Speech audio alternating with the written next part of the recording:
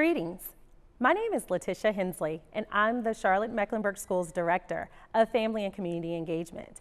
We are excited that you are joining us today and know you will gain great insight from this session. At the conclusion of today's session, please provide feedback so that we can continue to support you with amazing sessions that will be provided throughout the year. Now, without further ado, we'll turn it over to our presenters. Good evening, CMS families. Thank you so much for joining us tonight for the Title I Family Advisory Committee. My name is Molly Rush. I am one of the family engagement specialists within the district, and we are very pleased to have you joining us tonight to review some various topics, provide feedback on our family and community engagement policy, and learn all about school health and wellness. We do have translated supports for you today. In the top right-hand corner of your screen, there is a button that says Captions. If you will click on the Captions button, there's a Show Live Captions drop down that you will see. And then from there, there's a spoken language that you can select from our top languages, any translated support you may need. Once again, in the top right-hand corner, you'll see Captions, Show Live Captions, and then please select the language from the drop-down list. Additionally, we want to hear from you. We are looking forward to engaging and connecting with you this evening, answering any questions that you may have and supporting you to the best of our abilities and following up as well. So in the top right-hand corner next to Captions, you'll see Q&A and React. So if you have any questions, wonderings, please drop them in the Q&A. You would just click that Q&A logo and then type them into the text box. We will be monitoring the Q&A and have time for questions at the end of today's session. Additionally, if you want to react with us, engage with us, if you have some wonderings or wow moments, please feel free to react accordingly as well. So just to kick it off this evening, we hope that your 2025 is off to a great start, and we want to hear all about it, and we hope that you're excited to brag about it. So if you want to share a goal in the Q&A with us, we would be excited to hear and celebrate with you as well.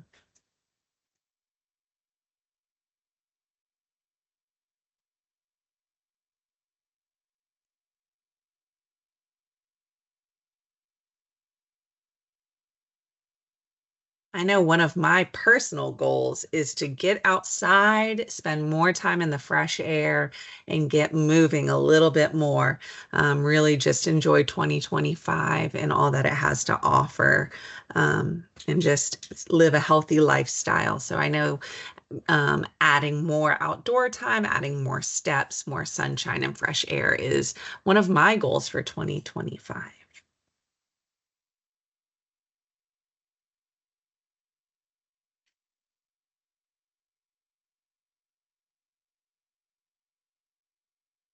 And we will be on the lookout for any of the goals that you share and are excited to celebrate with you in the Q&A as well. Additionally, we want to hear from you. Please provide us feedback on this evening's session.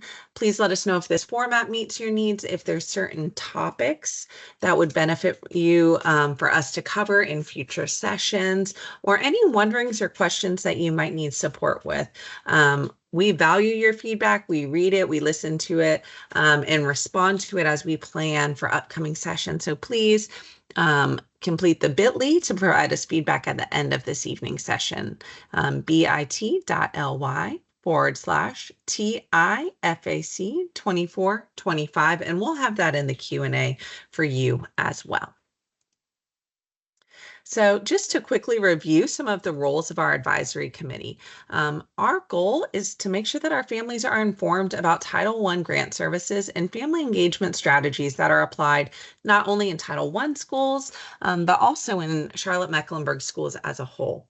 We hope to review and have our families provide us feedback on the Title I Family Engagement Policy. That'll be a focus of this evening's session. Provide input on topics to be shared in our targeted Family Academy sessions. Propose new ideas and strategies for fostering family engagement within our communities. Share any of these resources and information gained with the families in your community. We're so glad that you're here representing your community, and we hope that you spread the knowledge and information gained to make sure that all families feel that support as well. And provide any insight to the challenges with family engagement within CMS within your specific communities and any recommendations to address them. We know that we're a big community and every school community may have unique needs. So please let us know how we can best support you. So this evening, we're going to go over our parent and family engagement at Title I schools. This is a CMS board policy. I'm going to open that link and show you within our board docs. This link will also be dropped in the Q&A and shared in a follow-up email. So our parent and family engagement at Title I schools board policy is reviewed on an annual basis. One of the goals of this policy is to gain any feedback from all Title I schools as well as the communities they serve so that we can make sure the family engagement efforts that are applied meet the needs of each school and family as well. One thing to note about this policy is, unfortunately, nothing can be removed. Everything will remain within this policy, but we can add to it and adjust it as needed. I won't read the entire policy to you this evening, but I want to show you the format of it, as well as the way that you can provide feedback and let us know what needs to be adjusted to meet your needs as a family and community. We have sections A through M within this policy that each are an overview of a specific area or topic. As you provide feedback, you would identify which area you may want changes or updates to occur or additional language and provide that within the feedback form to let us know where you're looking to add feedback and where you think that there might be room for improvement or just room for updates. We know that as times change, education and needs change, it's always great for us to review so that we continue to meet the needs of our growing and changing communities. Once feedback has been provided, we do take this to the policy committee to review all suggestions that have been brought forward by schools and community members and see if they are applicable to this policy. And then this policy is provided to the Board of Education for review and update. So you might be thinking, this sounds great. I would love to provide feedback on this policy, make sure that my voice is heard. And the best way to do that will be through the Google form that reviews and gives us that information. So bit.ly/SPENG/SPENG25. We will have that in the Q&A as well as in a follow-up email. When you open this form, it's going to give you the opportunity to review the information. And then you're going to put your own information in. I've pre-filled a little bit of mine. You'll use a full email address and select where you might be most applicable. Are you a community member, a parent, a family member? You'll select which school your child attends. If you're a member of the community, there's a does not attend a Title I building option. And then you'll say, do you have any proposed changes or feedback? You may select yes or no. If you select yes, you'll click the next button and you'll have the opportunity to identify any proposed changes, suggestions, or feedback related to sections A through M. You'll simply type your answer here. And then once you hit submit, it will go ahead and send it forward. You're welcome to submit multiple responses after a second review. You do have additional suggestions. So once our feedback is provided, we will be reviewing it, applying those changes if applicable, and bringing it back to our Board of Education. If there's any questions related to the board policy, we're happy to review those in the Q&A section, and we'll also go over them during our question and answer section at the end of today's meeting. And at this time, I'm going to turn it over to my colleague, Ms. Treva Johnson, who's going to be reviewing Understanding School Health within CMS from our Student Wellness and Academic Support Department. Good evening from the CMS School Health Department, and tonight we are going to dive into understanding school health. So the main goal of the school health program is to ensure that every child reaches their best health, allowing them to take full advantage of their education. And if a child struggles with their health, it can really hurt their learning experience, causing them to miss school more often and struggle to concentrate due to health problems, which can lead to lower grades. Therefore, it's crucial to focus on students' well-being since their health plays a key role in how well they can participate in and benefit from their education. So the whole school, whole community, and whole child, which is called the WIS model, was created by the Center for Disease Control, and it provides a detailed approach to improving school health policies and programs. It aims to create an environment where students can succeed both physically and academically. This model includes 10 key components that schools need to focus on to build a safe and supportive space for students. By tackling these connected areas, schools can help ensure that students are ready to learn and actively engage in their education. Now, additionally, the WIS model stresses the importance of teamwork among schools, families, and communities, showing that working together is vital for the health and academic achievement of all students. Now, I'm going to highlight a few of the components. We have nutrition, environment, and services. They offer tailored meal choices for children with specific dietary requirements in compliance with federal guidelines. They also connect students with local health care professionals and resources for healthy eating. Family engagement. They provide parents with resources to understand chronic health issues and available school health services. They motivate families to engage in school programs that foster healthy lifestyles, and they create avenues for parents to connect with health education initiatives within the school community. Social and emotional climate.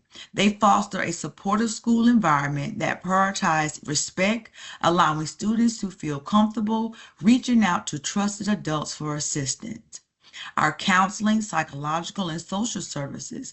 They assist students with ongoing health issues during significant life changes like moving schools or family adjustments. And then our health services.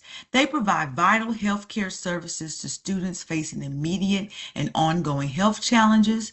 They empower students and their families with knowledge to manage chronic conditions, collaborating with outside healthcare professionals. And they also equip school personnel with the skills and resources necessary to assist students with long-term health requirements effectively. Now we're going to look at the value of our school nurses. We so appreciate our school nurses in our buildings. And I want to take a look at how important this school nurse is. School nursing is defined by the National Association of School Nurses as a unique branch of nursing focused on improving students' health, academic success, and future achievements. School nurses play a vital role in promoting healthy development, advocating for safety and well-being, tackling current and potential health challenges, providing case management, and collaborating with different groups to help students and their families manage their health, speak up for themselves, and participate in their education.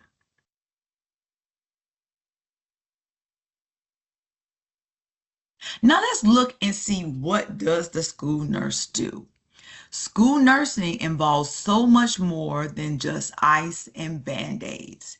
They triage student health concerns, they assess physical and emotional issues, they provide primary health care to students and staff, first aid and chronic condition care. They administer medication on a daily and as needed basis. They refer health issues to healthcare providers for further care and treatment as needed. They write emergency and individualized healthcare plans. They provide students with what they need in order to be at school and learning. They teach students to manage their own healthcare concerns, and they also act as a liaison between the home and the student's medical provider. So our school nurses go above and beyond the call of duty each and every day. So when we think about our health school environment, we have to think about what are we going to do to prepare for, let's say, the beginning of the school year. We're going to take a look at our healthy environment. It's the law. It's important to review that student immunization records and confirm that they fulfill necessary requirements before the school year begins.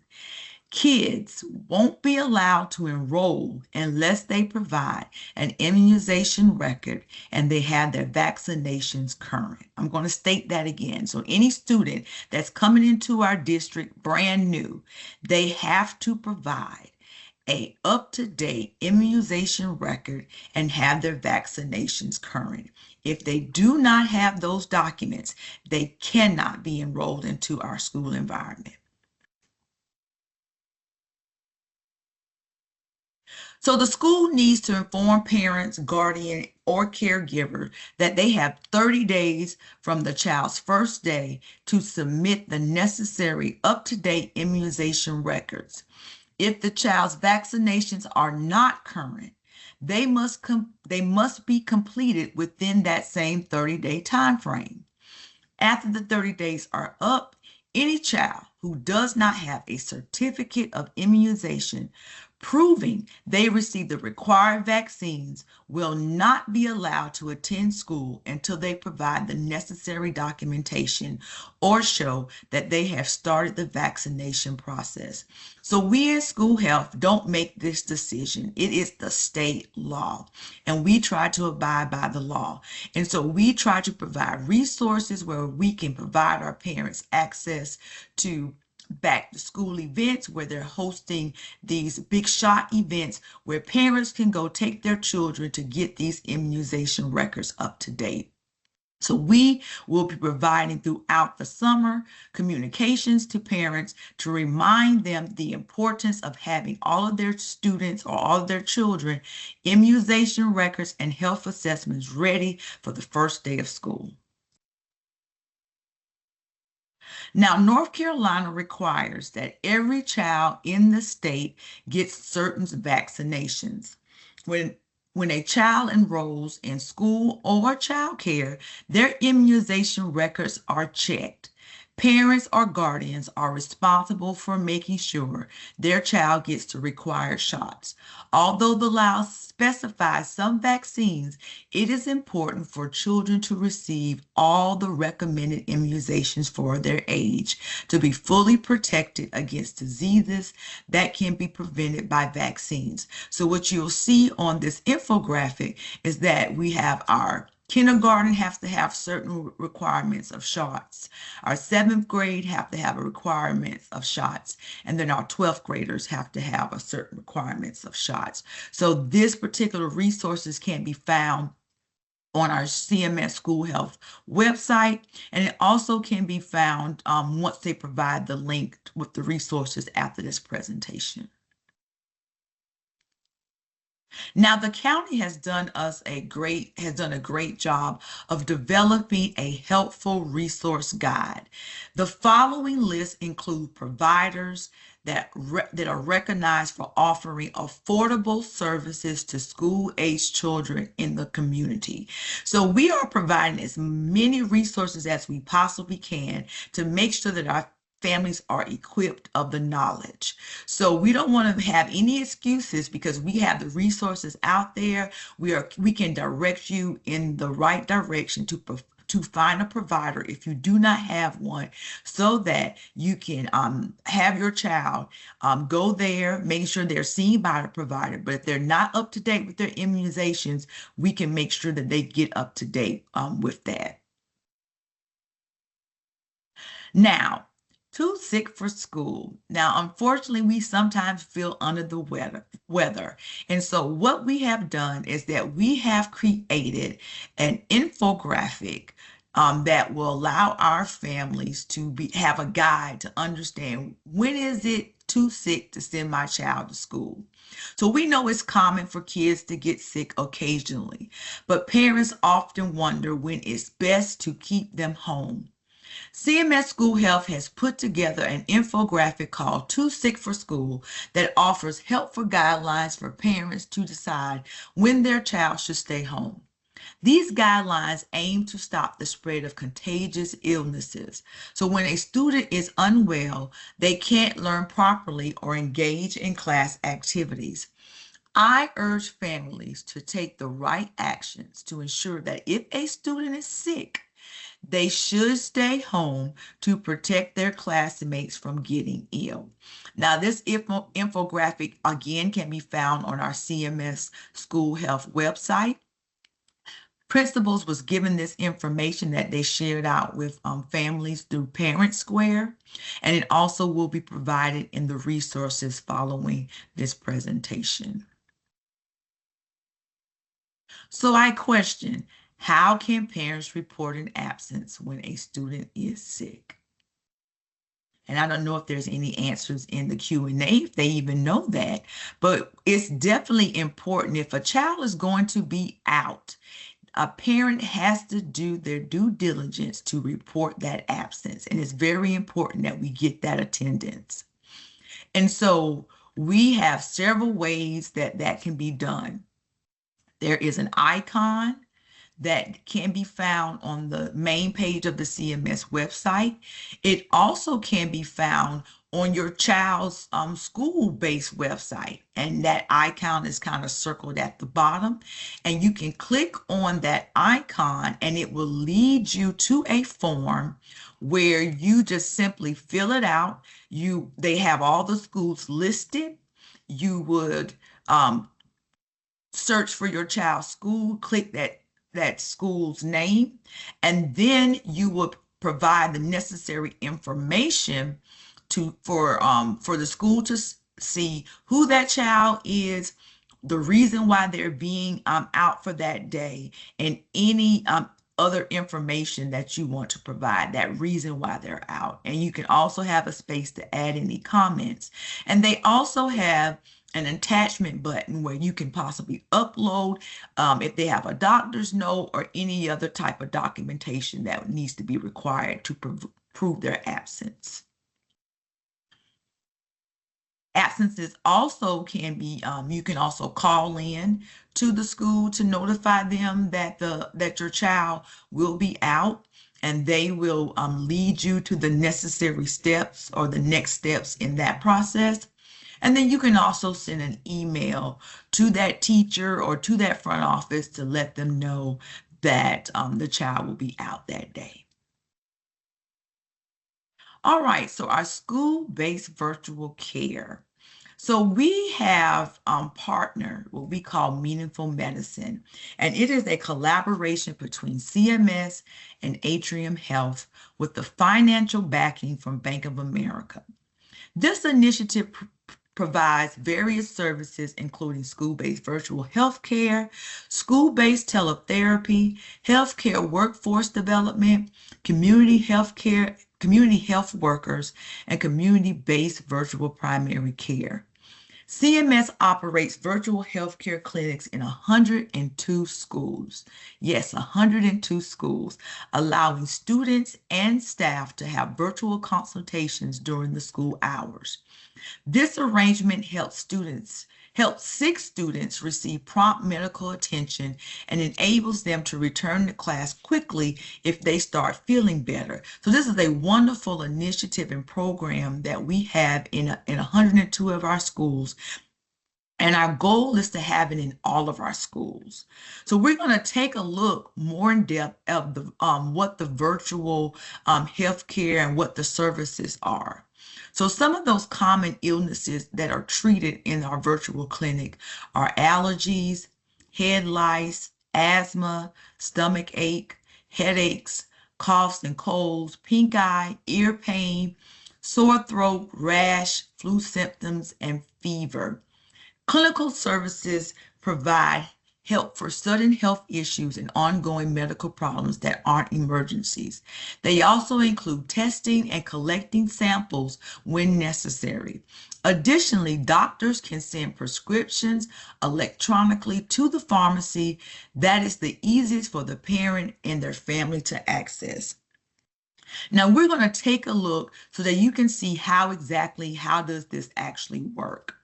So what happens is, with the parent's consent, a medical professional arrives at the school to connect to a virtual provider. Parents will be invited to join the visit by phone or video. During the visit, the virtual provider performs a physical examination. They use special equipment to look at your child's heart, lungs, ears, and throat all over the video. The virtual provider diagnoses your child's condition and offers a treatment plan. They can also order prescriptions if needed. If your child's condition is minor and non-contagious, you can both return to your day without leaving school or work. With your permission, they can send notes from your child's visit to their primary care doctor. And if you don't have a doctor, Atrium can help you find one. Now, I've guided you and kind of provided that how does it look throughout the day, but we are going to take a quick look at a video to show you to truly understand how the program works.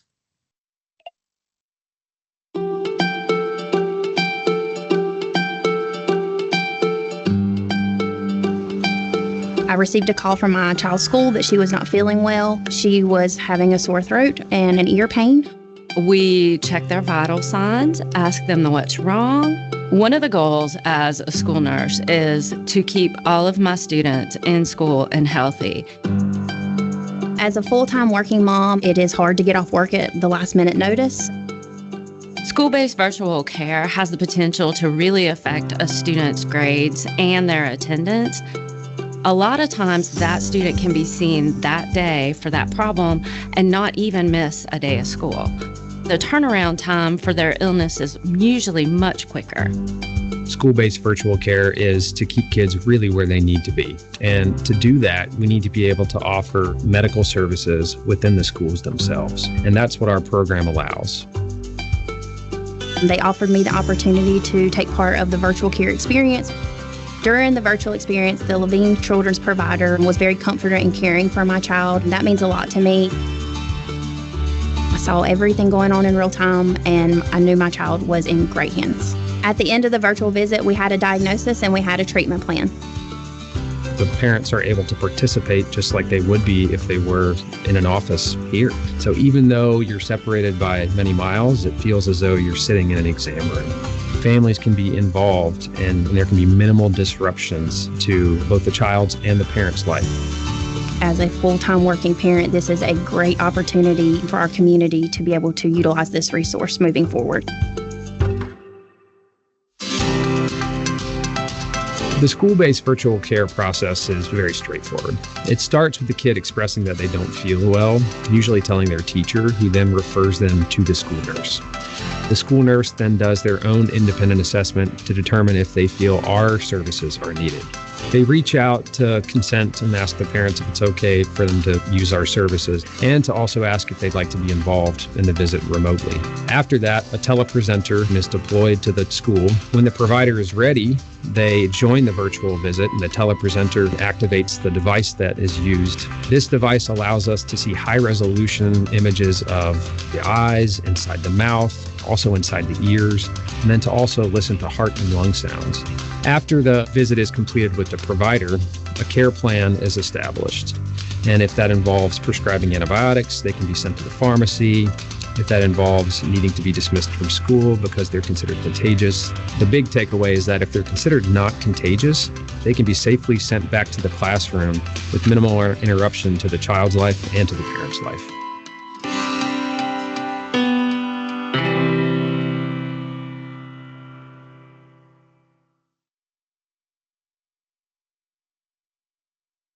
So indeed, this is a great program. And once our families hear about our program, they have so many questions. So one question that we always get, is this resource available to parents on campus? Unfortunately, the services are only available for school staff and students. So that means that Atrium can't service parents, but they do provide virtual clinics at places like the YMCA for people in the community. And you can find a flyer for community-based sites by scanning the QR code at the bottom of this slide. Is there a copay? Payments are not taken at school. Parents will receive a bill after the service, and then Atrium accepts Medicaid and insurance. And there is financial help available for those without insurance. So just think of it as if you go to your regular provider and you're being seen, you have a copay. It's the same thing, but the only difference is when your child is being seen that day, nothing is out of pocket that day. And does my student's school have a virtual clinic? That QR code that listed at the bottom of this slide has a list of CMS schools that are participating with the clinic.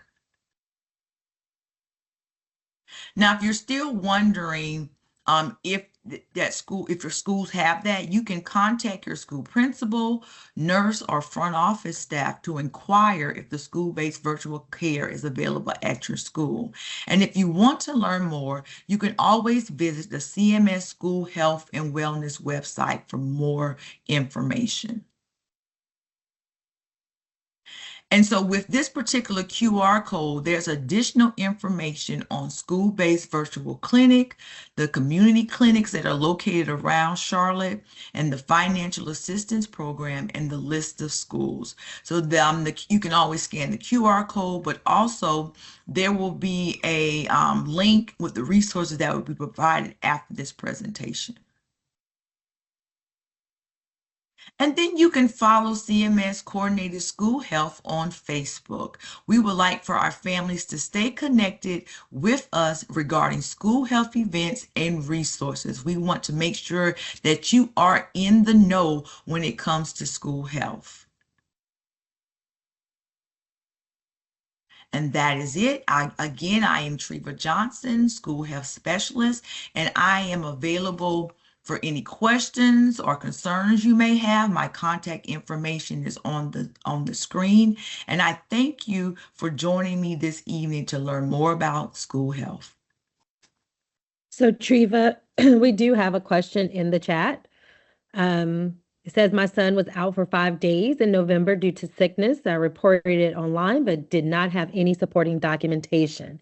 Is that okay? With the sickness that she wrote that the child was sick, a note, that should be okay, yes. From what I'm hearing from the question, if she made sure she reported the absent and the child was out sick, that should be okay as an excused absence.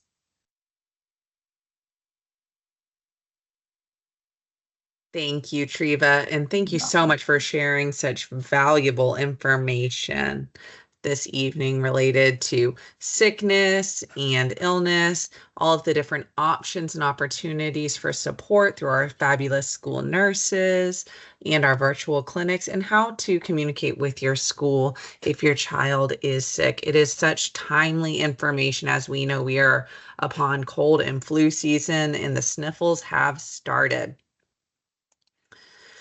So Families, we've had some great information this evening reviewing our family and community engagement, school board policy, the opportunity to provide feedback, and learning all of that wonderful information through our school health and wellness as well. As a reminder, we do have our Family Academy sessions. These are courses that are designed to support families within the community. Make sure that you're aware of various opportunities and processes through the district and really support you and any needs that you may have from that family lens. All of this information is available on the school website under Family Engagement. And we have a few lunch and learn sessions that will be taking place throughout January. Next week on Thursday at 12 p.m., we do have Understanding the Tests Your Students Take. This is a great session for all of our K-12 families to learn more about what assessments your students are taking at school, what are they measuring, how to understand those reports, and how do those affect your child's education. The following week on January 23rd at 12 p.m., we do have Budgeting During a Crisis with Truist Bank. Partnering with Truist is going to be some valuable information on how to budget and really how to save, especially in some of those difficult times.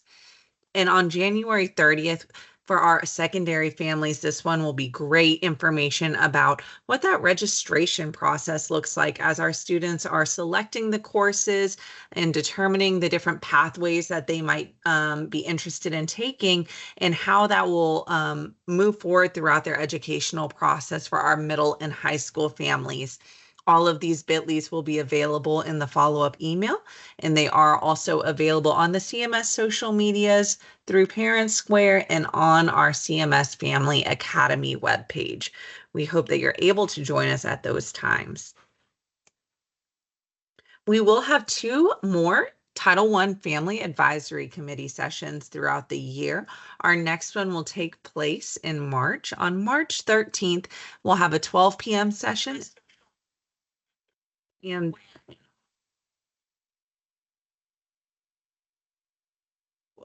we will have a 12 p.m. and a 6 p.m. session on March 13th. We'll have a 12 and 6 p.m. session also on May 8th. And we hope that you're able to join us and continue to participate and engage with us at that time. Do we have any additional questions related to the board policy or any other information or wonderings that have been shared this evening?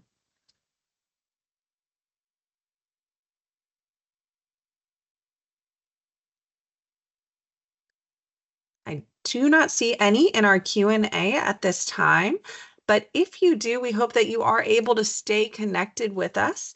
Please provide feedback on tonight's session so that we make sure that we are meeting your needs as a family.